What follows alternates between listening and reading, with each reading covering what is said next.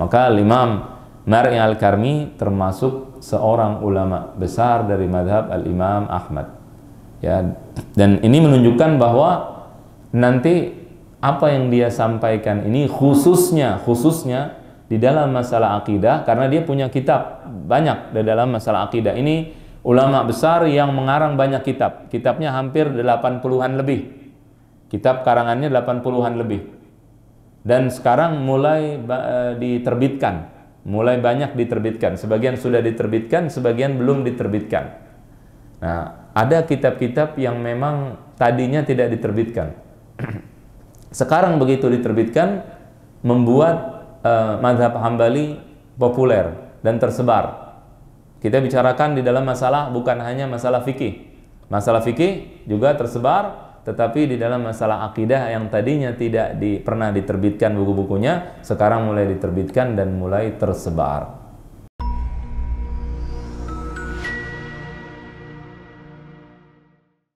Assalamualaikum warahmatullahi wabarakatuh.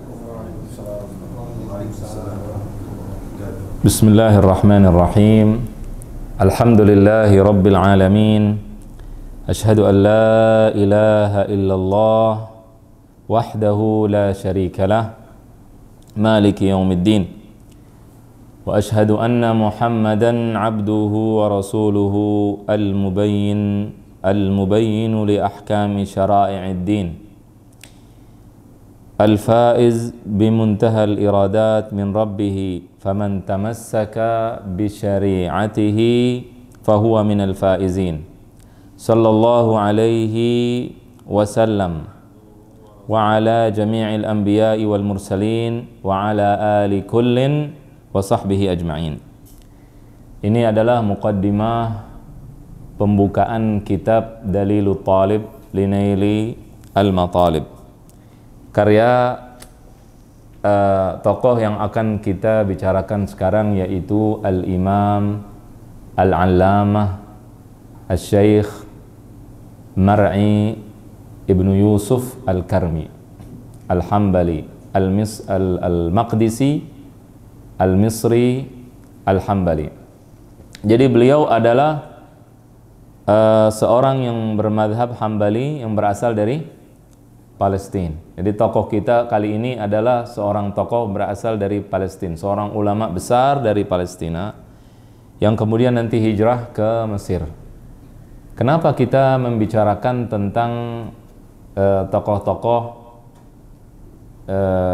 ulama, membicarakan tentang sirah mereka, tentang sejarah mereka? Kenapa? Biografi mereka, agar kita mengetahui kedudukan mereka, agar kita dalam tanda kutip tahu diri. Belum lama ini kemarin ada orang yang mengatakan bahwa para ulama juga manusia, para ulama bisa salah. Maka tujuan dia mengatakan seperti itu adalah tidak mau mengikuti para ulama, tidak mau mengikuti para ulama, dan dia berargumen sendiri.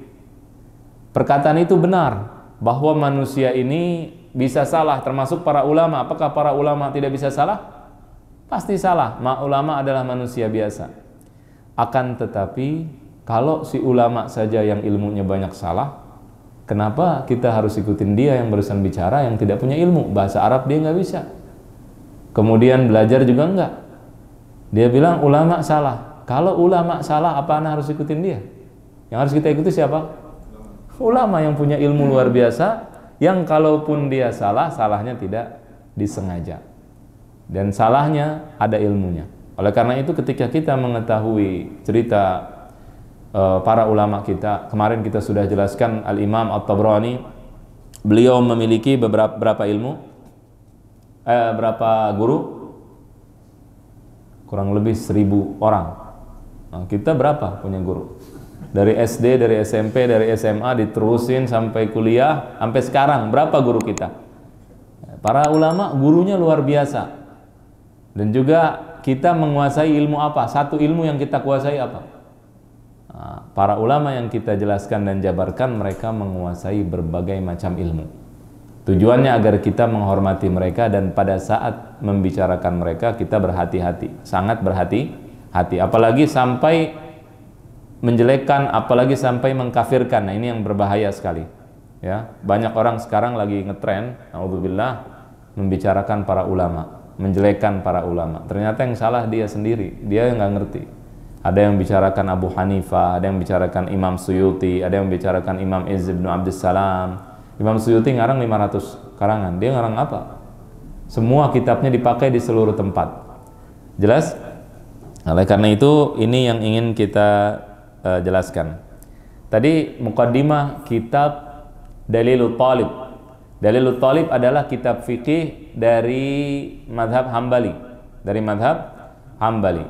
Ada seseorang yang memuji kitab ini dan mengatakan, ya man yuridu kitaba fiqhin jami'in, wahai orang yang ingin mencari atau mendapatkan kitab fikih yang menyeluruh, ya, menyeluruh di situ membahas semua hal tentang fikih, kullal masaili bal wa mughni talibi, semua masalah ada di kitab tersebut dan juga cukup bagi seorang yang belajar. Irji' ila ma qultuhu ya sahibi, maka hendaklah engkau kemana? Cari di kitab yang aku karang, yaitu apa? Waqtif thimaran min dalilit talibi, dan ambillah manfaat, ambil buah dari kitab Dalilut Talib. Karya siapa? Al-Imam Mar'i Al-Karmi. Kitab Dalilut Talib ini sekarang dipelajari di mana-mana, di seluruh tempat dipelajari, di Saudi, di Indonesia, di semua tempat dipelajari. Karena sekarang kita sudah masuk era digital sudah. Sekarang tidak bisa orang itu dikatakan bahwa di Indonesia madhabnya cuma Syafi'i, tapi sudah masuk madhab, berbagai macam madhab. Karena apa? Masuknya dari mana? Dari internet, dari YouTube, dari mana? Orang banyak yang sekarang belajar, bahkan sekarang ada ma'had yang dia dari jarak jauh belajarnya, gurunya ada, bisa lewat Zoom dan seterusnya, sehingga sekarang semuanya sudah mulai membaur di semua tempat madhab-madhab ini tersebar. Al-Imam Al-Allamah Syekh Mar'i Al-Karmi, namanya adalah Mar'i Ibnu Yusuf Ibnu Abi Bakar Ibnu Ahmad Ibnu Abi Bakar Ibnu Yusuf Al-Karmi Al-Maqdisi Al-Azhari Al-Misri Al-Hambali. Jadi beliau dari Baitul Maqdis, dari Palestina. Di Palestina gudangnya para ulama. Dulu tempatnya mazhab Hambali di situ. Makanya dari kemarin kita menjelaskan berbagai ulama dari sana. Ada Ibnu Qudamah, ada Diyauddin, ada siapa lagi? Ibnu Hajar dan seterusnya. Kemarin sudah kita jelaskan. Nah, sekarang giliran Al-Imam Mar'i Al-Karmi ini. Kita sering bawa kalau pelajaran akidah, kita katakan perkataan Imam Mar'i Al-Karmi. Siapa Mar'i Al-Karmi? Nah, ini sekarang yang akan kita pelajari. Beliau dari Baitul Maqdis dan juga belajar di Al-Azhar. Jadi belajar di Palestina, kemudian pindah ke Mesir di Al-Azhar. Belajar dan kemudian mengajar di sana, menjadi ulama besar dari mazhab Hambali. Nah, beliau dilahirkan di kota namanya Tur Karm, pakai ro, tapi sekarang berubah pakai lam, Tul Karm, ya, di kota di Palestina, dari kota Nablus di Palestina, ya, kota terkenal di Palestina. Nah, beliau menjadi kibarul ulama, ulama besar, menguasai berbagai macam disiplin ilmu. Menguasai berbagai macam disiplin ilmu, dan kemudian menjadi syekh di Jami' Al-Azhar, di Al-Azhar. Al-Azhar ini gudangnya ulama sampai sekarang, sampai detik ini. Jadi Al-Azhar ini merupakan warisan. Al-Azhar di mana? Di Mesir. Merupakan warisan dari para ulama terdahulu. Sampai detik ini di sana ada 4 madhab dipelajari. Madhab yang paling sedikit yang hampir punah madhab Hambali. Madhab Hambali. Supaya tidak punah, maka Al-Azhar memberikan mukafa'ah atau beasiswa kepada orang yang ingin belajar madhab Hambali dulu. Dikasih beasiswa yang sangat lumayan buat ukuran zaman dahulu. lebih dari madhab lainnya. Madhab Syafi'i biasa, madhab Malik biasa, madhab Abu Hanifah biasa, kecuali madhab Ahmad diberikan banyak. Kenapa? Untuk menjaga madhab ini supaya tidak punah. Sehingga sekarang ada ulama-ulama madhab Hambali di Al-Azhar berkat daripada yang dilakukan oleh Al-Azhar dalam menjaga madhab Al-Hambali. Tentunya madhab Hambali tersebar bukan karena Imam Ahmadnya kayak kita sekarang ada subscribe, ada share, like, apa semua. Nggak ada begitu-begitu zaman dulu. Imam Ahmad itu nggak mau dicatat, tidak mau nulis. Imam Ahmad tidak mau disebar, dalam artian dia tidak mau tersebar namanya. Imam Syafi'i pun sama. Mereka orang-orang yang ikhlas, mukhlisin. Nggak apa namanya, tidak cari popularitas. Ya, tidak perlu dia ketahuan namanya Syafi'i. Bahkan dikatakan Imam Syafi'i kalau tidak salah mengatakan, saya ingin ilmu saya tersebar, tapi tidak usah dinisbatkan kepada saya. Begitu, saking ikhlasnya. Imam Ahmad pun sama.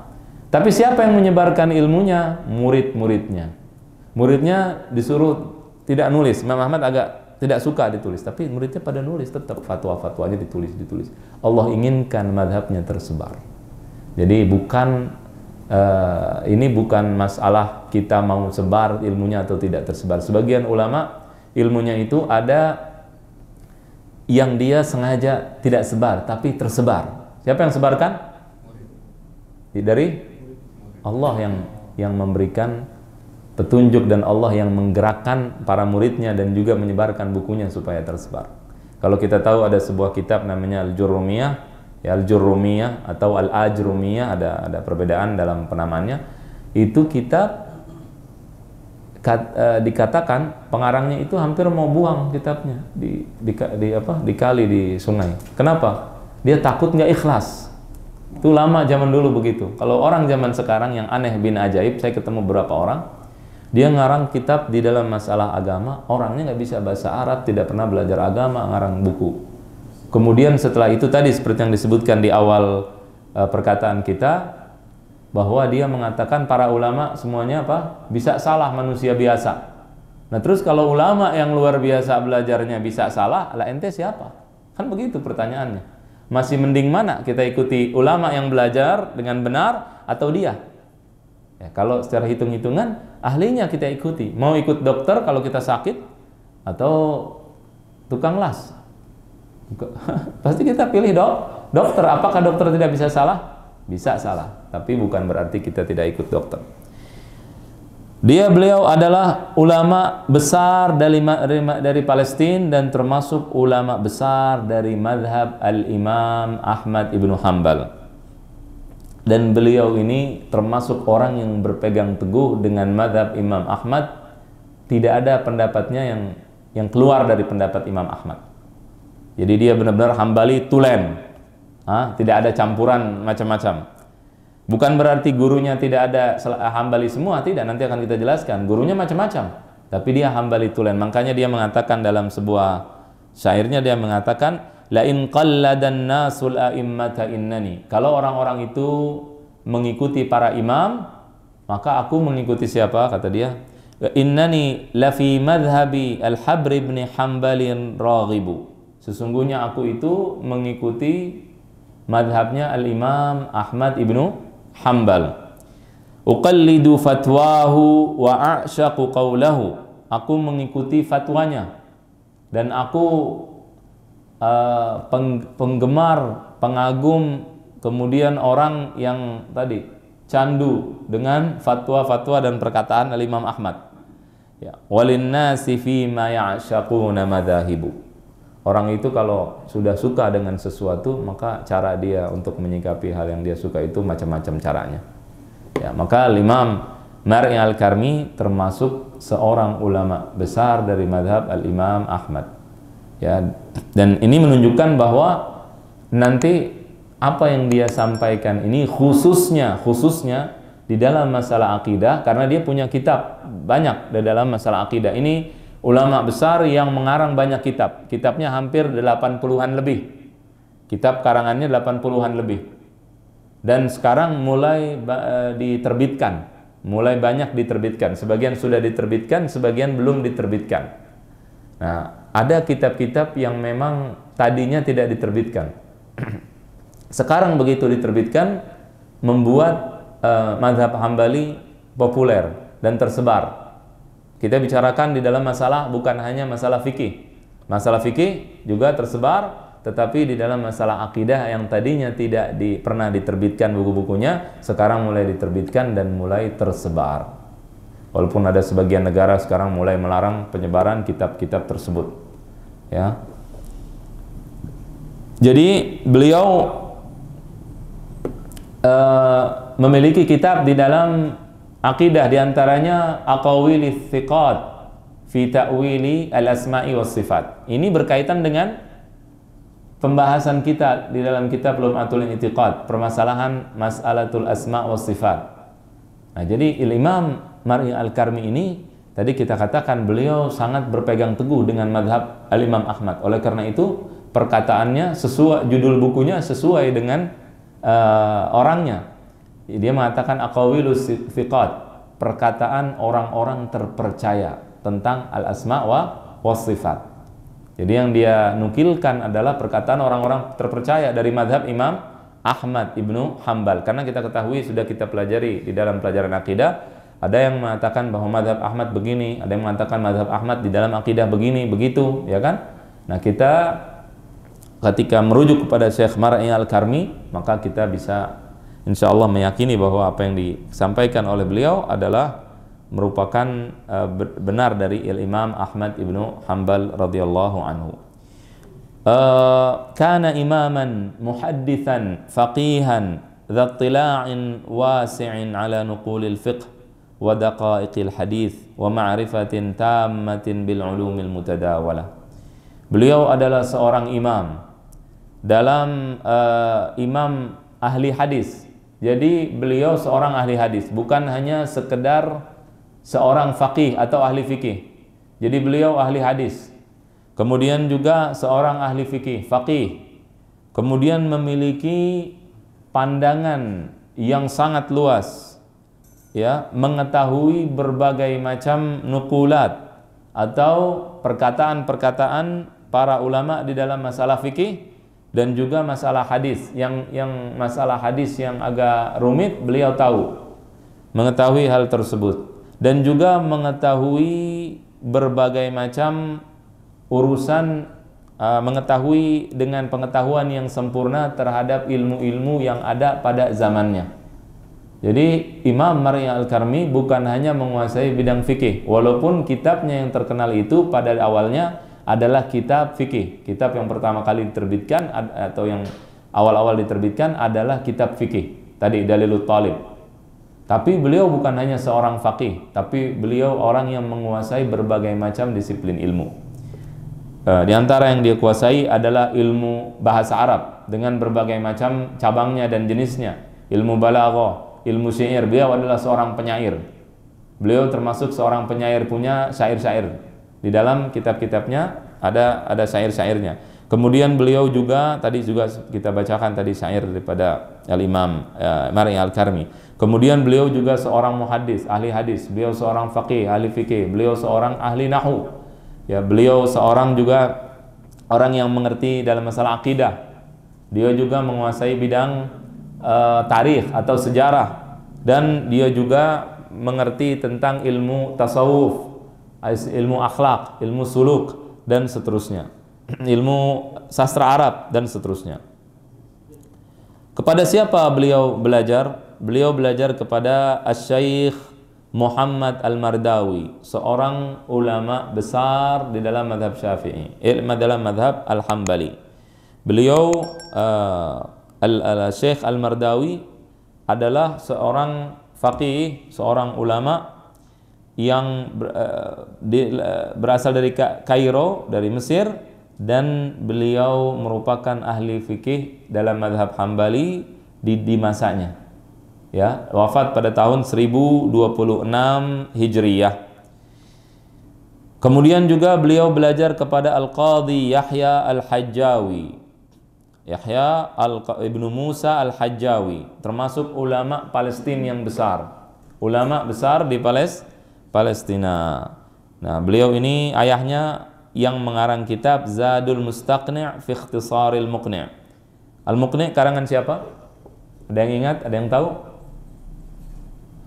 Lupa. Karangan Al-Imam Ibnu Qudamah sudah. Kalau udah Ibnu Qudamah Al-Maqdisi, pengarang kitab yang kita pelajari. Apa kitab yang kita pelajari? Lum'atul I'tiqad. Al-Iqna' adalah salah satu kitab fikih beliau dan diringkas dalam kitab Az-Zad, namanya Zadul Mustaqni'. Kitab ini adalah kitab yang populer, dipelajari oleh orang yang bermadhab Hambali. Madhab Hambali itu tersebar di daerah Jazirah Arabia, ya, di Qatar, di Bahrain, di Saudi Arabia dan seterusnya. Itu tersebar. Ada di Mesir juga, ada sedikit di Suriah ada. Seperti yang kita katakan juga tersebar di semua tempat sekarang. Kemudian juga Al-Imam Al-Hajjawi berasal dari kota Hajjah di Palestina, ya.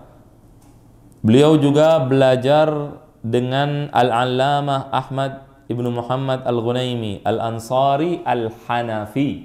Beliau belajar dengan seorang ulama yang berasal dari yang bermadhab dengan madhab Abu Hanifah atau Hanafi. Nah, ini menunjukkan bahwa Al-Imam Mar'i Al-Karmi ini bukan orang yang fanatik. Ya, muridnya ada lagi, muridnya bermadhab Malik. Padahal Imam Mar'i apa madhabnya? Hambali. Tapi muridnya Maliki, gurunya Hanafi. Ini menunjukkan bahwa beliau tidak fanatik. Dan banyak orang sekarang ini, karena kita sekarang sedang bicara masalah fanatik, salah faham memahami fanatisme. Dianggapnya ketika seseorang itu mengikuti satu ulama atau satu madhab, maka kemudian dia fanatik. Itu salah besar. Itu salah. Fanatik itu membenarkan sesuatu yang dia tahu itu salah, dia benarkan. Nah, itu baru fanatik. Tapi ketika mengikuti satu madrasah, satu madhab, bukan fanatik. Ya, jadi ada kadang-kadang kita bingung juga dengan cara berpikir sebagian orang. Kita contohkan dalam madhab Syafi'i. Orang salah faham tentang madhab Syafi'i. Gak ngerti artinya madhab Syafi'i. Disangka madhab Syafi'i perkataan Imam Syafi'i. Salah. Madhab Syafi'i bukan perkataan Imam Syafi'i. Dia madhab, metode mengambil hukum yang dibuat oleh Al-Imam Asy-Syafi'i. Bagaimana cara memahami Al-Quran dan Sunnah dengan metode Al-Imam Asy-Syafi'i. Ketika Imam Syafi'i tidak sesuai dengan metodenya, ditinggalkan perkataannya dengan sengaja oleh para pengikutnya. Sengaja ditinggalkan. Yang jadi masalah banyak orang yang nggak ngerti ini, kemudian dia ngarang buku, kitab. Dia mengatakan perkataan Imam Syafi'i yang ditinggalkan oleh para pengikutnya. Berarti para pengikutnya nggak ngikutin Imam Syafi'i. Olas. Oke, nggak ngikutin Imam Syafi'i. Begitu pengikutnya ngikutin Imam Syafi'i, ngikutin madhab Syafi'i, apa katanya? Wah, kamu Syafi'i terus, berarti fanatik. Fanatik ikutin terus Syafi'i, berarti fanatik kalau ikutin terus Syafi'i. Sekarang nanti maunya bagaimana? Mau ikutin Syafi'i apa enggak? Kalau ngikuti dibilang fanatik, nggak ngikuti dibilang nggak ngikut Imam Syafi'i. Nah, ini salah paham dalam konsep masalah fanatik itu apa, kemudian juga salah paham tentang madhab itu apa. Ya, para ulama mereka mengikuti madhab tertentu dan seseorang itu diakui keilmuannya ketika tidak banyak berbeda dengan para ulama terdahulu, ulama yang dipercaya.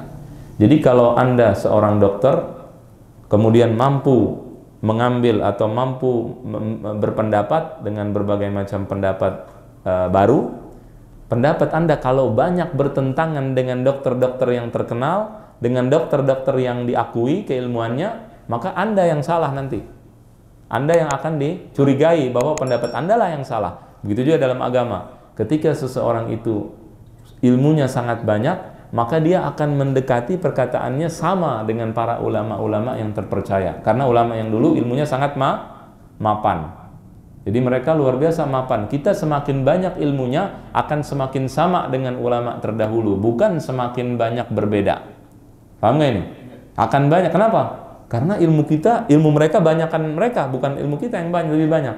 Ketika makin banyak, kita akan semakin sama dengan mereka, bukan semakin tidak sama.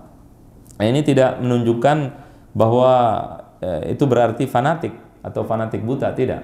Ya, Syekh Mar'i Al-Karmi, walaupun dia tidak atau jarang, tidak pernah keluar dari madhab Imam Ahmad, tapi beliau gurunya dari madhab Hanafi.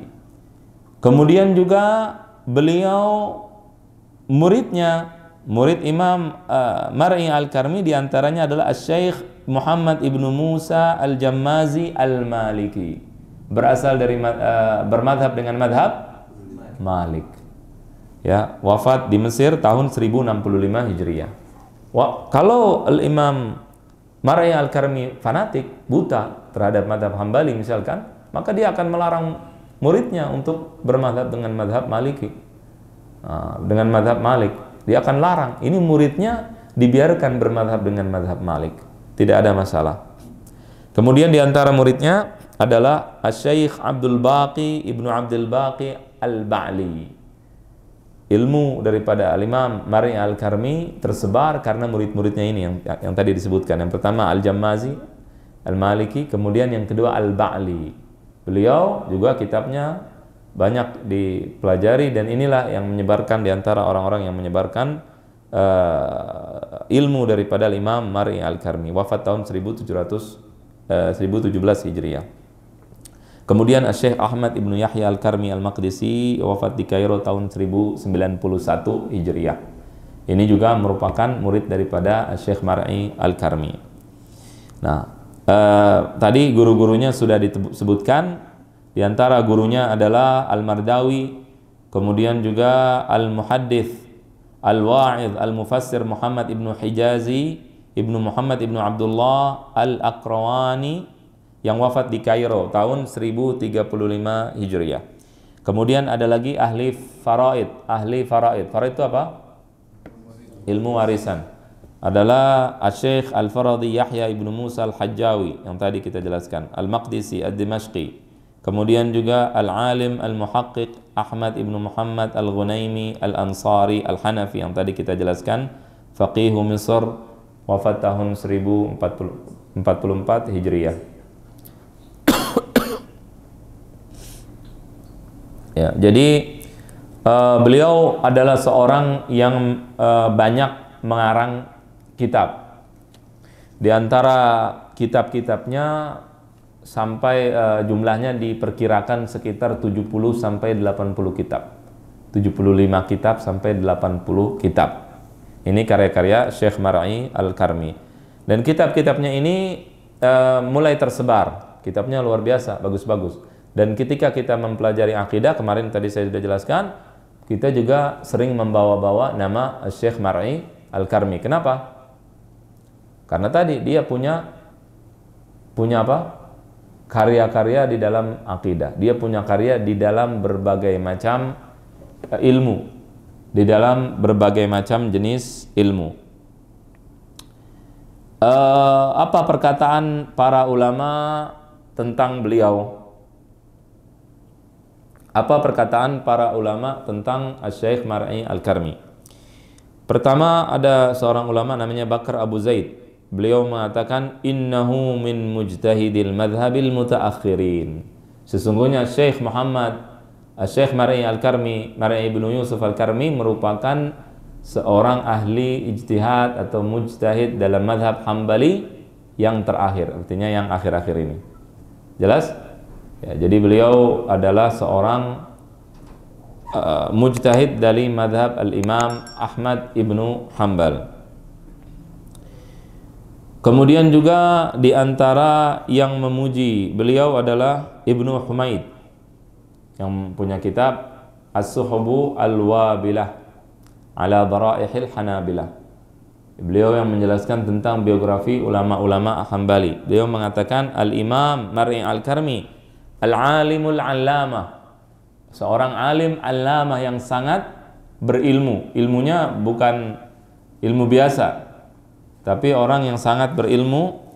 Kemudian Al-Bahrul Fahamah, orang yang sangat luas ilmunya seperti lautan, pemahamannya sangat luas seperti lautan. Al-mudaqqiq, al-muhaqqiq, seorang peneliti yang sangat tepat dalam penelitiannya. Al-mufassir, seorang ahli tafsir. Al-muhaddits, seorang ahli hadis. Kemudian al-faqih, seorang ahli fikih.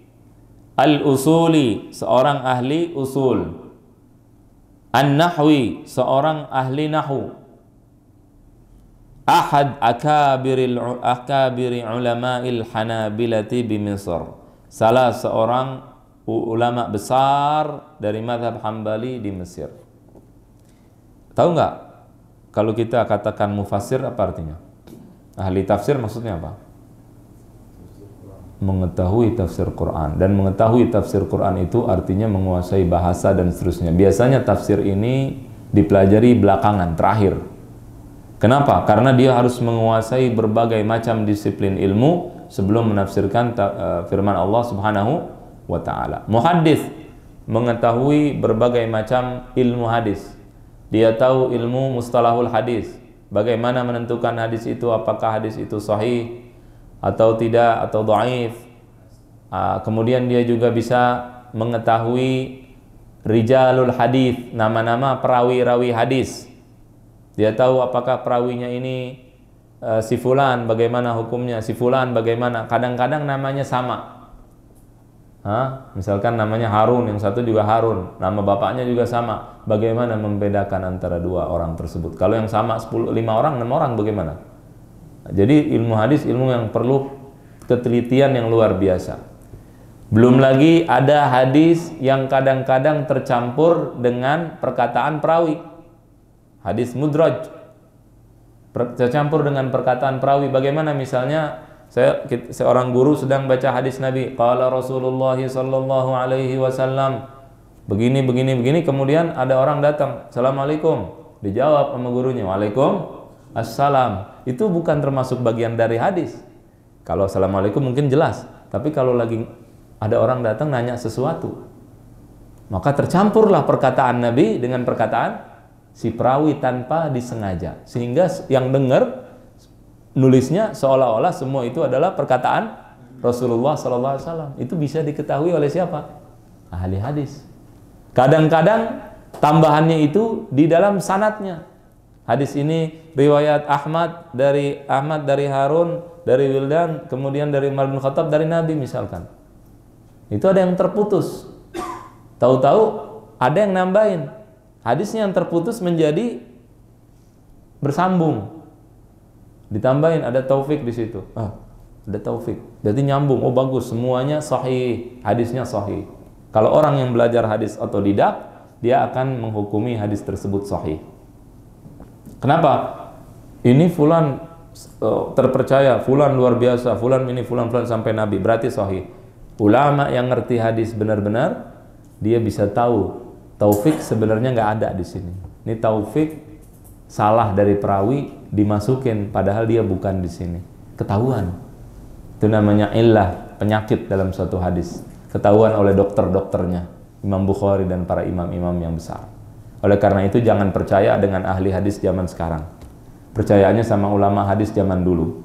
Ulama hadis zaman sekarang hanya sekedar bisa mengajarkan sedikit, tapi kita kembali dan merujuk kepada para ulama zaman dahulu. Karena ilmu illah itu susah. Itu salah satu bagian dari hadis. Kemudian ilmu fikih. Ilmu fikih luar biasa, masalah-masalah dalam fikih bisa puluhan ribu masalah.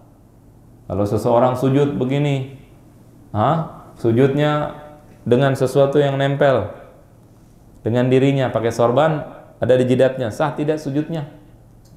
Iya kan?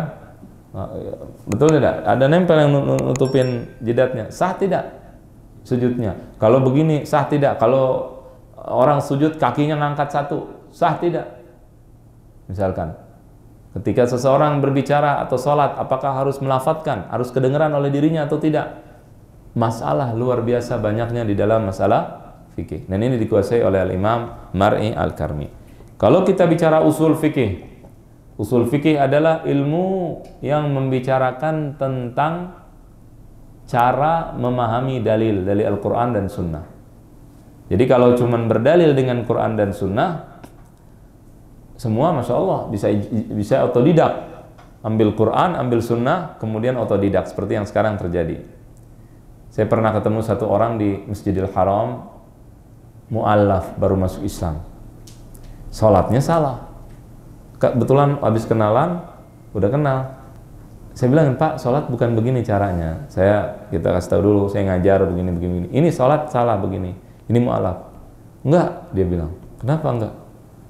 Saya udah belajar. Saya di rumah punya kitab Kutubut Tis'ah, kitab hadis yang 9. Masya Allah, tabarakallah. Hadis 9, kemudian dia belajar sendiri. Inilah penyakit akhir zaman. Orang-orang yang punya penyakit ini, kenapa? Karena dia tidak punya sifat tawadhu, sifat rendah hati.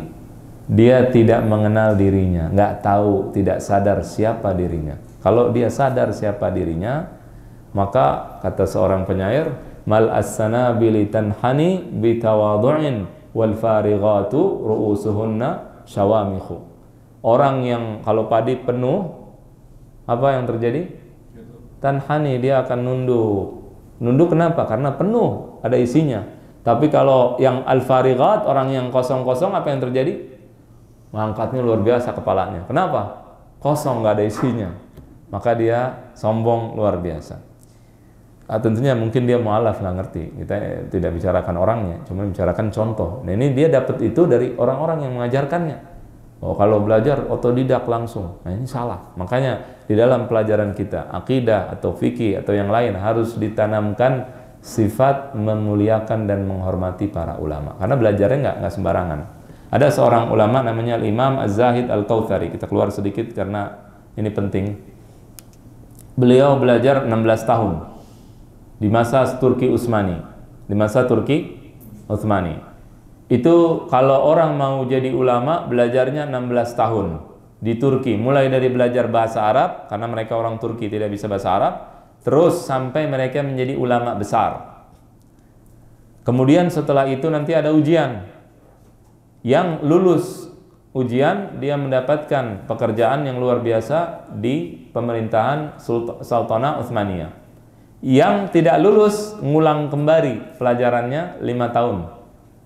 Karena ujiannya itu 5 tahun sekali. Ya, ujian akhir itu diadakan 5 tahun sekali, bukan tahun depan lagi. Enggak. Kalau nggak lulus ujian, ilmu semua yang dia pelajari selama 16 tahun diujikan, dan yang nguji bukan guru yang ngajar. Yang nguji adalah Syekhul Islam. Jadi ada laqab pada saat itu muftinya namanya Syekhul Islam. Dia yang akan ngetes. Makanya Al-Imam Az-Zahid Al-Kautsari kemudian ketika Kesultanan Turki Utsmani mulai digoyang, dia diminta untuk merubah sistem pelajaran, disuruh 16 tahun jadi 8. Mau jadi ulama cukup 8 tahun aja, jangan kepanjangan. Syekh Zaid protes.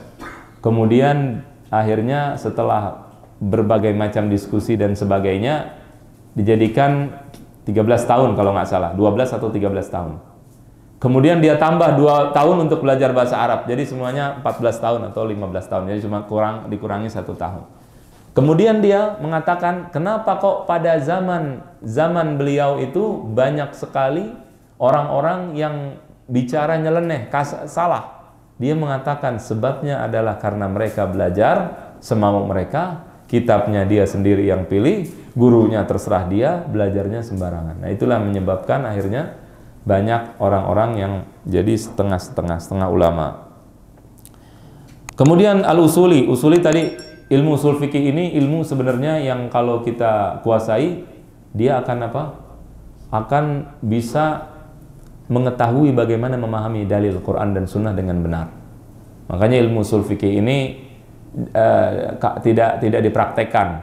Banyak orang belajar tapi tidak mempraktekkan ilmu ini. Ilmu ini di sini dipelajari siapa yang boleh berijtihad atau mengambil langsung dari Quran dan Sunnah, hukum-hukum langsung dari Quran dan Sunnah, dan siapa orang-orang yang harus mengikuti. Tidak boleh mempelajari langsung dari Quran dan Sunnah. Ini dalam ilmu usul fikih. Ilmu nahu kalau lihat kitabnya kita nangis mungkin. Kalau kita isi tempat ini dengan kitab nahwu saja, mungkin nggak cukup tempatnya. Jadi banyak kitab nahwu. Dipelajari kitab nahwu, ada kitab Awdahul Masalik 4 jilid begini. Pelajari itu nahwu. Ya, luar biasa sulit ilmu nahwu. Ini dikuasai oleh Imam Mar'i Al-Karmi. Kemudian Syekh Muhammad Asy-Syati memuji beliau dan mengatakan bahwa Syekh Mar'i Al-Karmi adalah Syekhul Islam wa ahadul ulama'il a'lam, faridu asrihi wa zamanihi, wa wahidu dahrihi wa awanihi, sahibul ta'alif al-adidah wa tahriratil mufidah, al-allamah bit-tahqiq wal fahamah bit-tadqiq. Beliau mengatakan bahwa Asy-Syati mengatakan Al-Imam Mar'i Al-Karmi adalah Syekhul Islam, seorang ulama besar, kemudian orang yang tidak ada duanya pada masanya, ya, orang yang tidak ada duanya pada masanya dan waktunya, adalah orang yang mengarang berbagai macam karangan yang bermanfaat, seorang alamah, orang yang sangat berilmu dan dalam penelitiannya, dalam kitab-kitabnya, dan juga seseorang yang sangat memahami dalam penelitian-penelitiannya. Apa saja yang dikarang oleh Al-Imam Mar'i Al-Karmi? Di antara yang dikarang oleh beliau tadi, Dalilul Talib li Nailil Matalib, pelajaran fikih. Kemudian ada lagi kitab, nah ini kitab Dalilul Talib ini, di antara keistimewaannya adalah kitabnya mudah dipahami. Banyak pembagian-pembagiannya, jadi gampang dipahami dan dipelajari. Kemudian ada lagi Aqawilus Thiqat tadi, fi ta'wilil asma'i was sifat, di dalam masalah akidah. Nah, ini adalah perkataan salah seorang ulama Hambali di dalam masalah asma was sifat, di dalam masalah akidah. Kemudian Ghayatul Muntaha fil jam'i bainal iqna'i wal muntaha fil fiqh, dalam kitab fikih juga, namanya kitab Ghayatul Muntaha. Kemudian ada lagi kitab judulnya Asy-Syahadatuz Zakiyah, kesaksian yang suci, fi thana'il a'immati 'ala Ibnu Taimiyah. Asy-Syahadatuz Zakiyah fi thana'i al-a'immati 'ala Ibnu Taimiyah. Kesaksian yang suci tentang pujian para ulama terhadap Ibnu Taimiyah. Ini perkataan atau kitab karangan Al-Imam Mar'i Al-Karmi. Kemudian ada lagi Irsyadu Dzawil Irfan lima lil umri minaz ziyadati wan nuqsan. Ya, petunjuk bagi orang-orang yang memiliki pengetahuan bahwasannya umur itu bertambah dan berkurang. Kemudian ada lagi kitab Al-Fawaidul Mawdu'ah fil Ahaditsil Mawdu'ah. Jadi faedah-faedah tentang hadis maudhu', hadis palsu, di karangan beliau di dalam bidang hadis. Kemudian Tawdihul Burhan fil Farqi Bainal Islami wal Iman. Nah, ini kitab jamil, kitab bagus banget. Kitab lumayan, kitabnya kecil sedikit tapi bagus, enak dibacanya juga. Judulnya adalah Tawdihul Burhan, penjelasan yang nyata tentang atau dalil tentang perbedaan antara Islam dengan iman. Apa bedanya Islam dengan iman? Ini juga berkaitan dengan masalah akidah, masalah iman, masalah akidah. Kitab bagus sekali kalau mau dibaca, yang bisa bahasa Arab. Yang nggak bisa bahasa Arab tunggu terjemahannya terbit. Kitab-kitab beliau mulai masuk kemari tapi baru, belum banyak diterjemahkan, tapi mulai ada yang diterjemahkan. Kemudian Dalilul Talibin li Kalamin Nahwiyin, dalilnya para orang-orang yang belajar tentang perkataan ahli-ahli nahwu, tentang ini, jadi dalam bahasa Arab karangannya. Kemudian Muqaddimatul Khaidi fi Ilmil Faraid, beliau menjelaskan tentang ilmu faraid. Muqaddimatul Khaid fi ilmi al-faraid. Kemudian ada lagi kitabnya Al-Burhan fi tafsiril Quran, burhan tentang tafsir Al-Quran. Tentang apa ini? Tentang tafsir. Kemudian ada lagi Tanwiru Basairil Muqallidin fi Manaqibil A'immatil Mujtahidin, tentang manaqib atau sejarah daripada para imam yang diikuti. Ini juga karangan beliau di dalam sirah. Kemudian ada lagi Al-Kawakibud Durriyah fi Manaqib Ibnu Taimiyah, tentang sejarah al-imam atau manaqib al-imam Ibnu Taimiyah. Kemudian Tahqiqul Burhan fi itsbati haqiqatil mizan, tentang masalah mizan, timbangan. Ya, kitab beliau dalam masalah timbangan tadi, timbangan di akhirat. Kemudian Masbuqul Dzahab fi Fadlil Arab, ada kitab tentang keutamaan orang Arab, karangan Imam Mar'i Al-Karmi. Kemudian punya Diwanus Syair, ada isi syair-syair karangan Imam Mar'i Al-Karmi. Tadi kita katakan Imam Mar'i Al-Karmi seorang sastrawan, seorang penyair.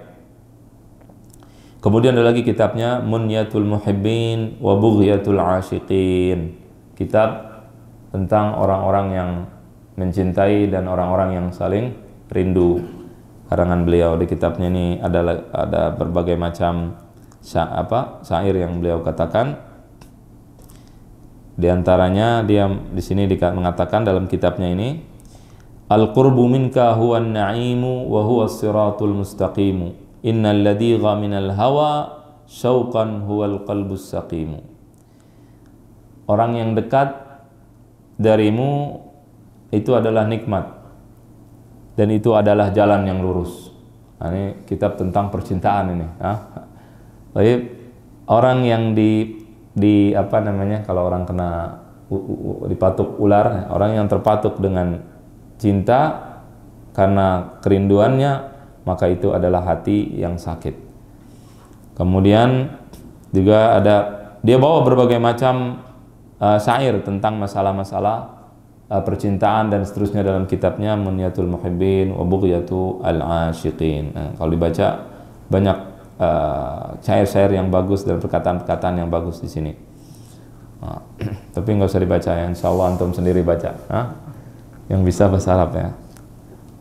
Tentunya tidak ada masalah. Dulu seorang sahabat datang, kemudian dia membacakan syairnya di depan Nabi Shallallahu Alaihi Wasallam, dan itu merupakan kebiasaan para penyair. Jadi penyair itu misalnya syair itu ada tujuannya, ngomongin orang meninggal, muji orang meninggal, misalkan mau memuji orang yang hidup, macam-macam tujuan syair. Tapi mereka itu biasanya sebelum mulai syairnya dia mulai dulu dengan kekasihnya zaman dulu. Siapa? Dia sebutkan banat su'adu wa qalbil yawma matbulu. Dia menjelaskan tentang kekasihnya Su'ad namanya. Yang satu menjelaskan tentang Aila, satu tentang ini. Nanti insyaallah ada yang bikin dan seterusnya, Allahu a'lam. Kemudian intinya Al-Imam Al-Mar'i Al-Karmi, dan ini adalah semua manusia di muka bumi, kalau mereka hidup tidak akan kekal selama-lamanya.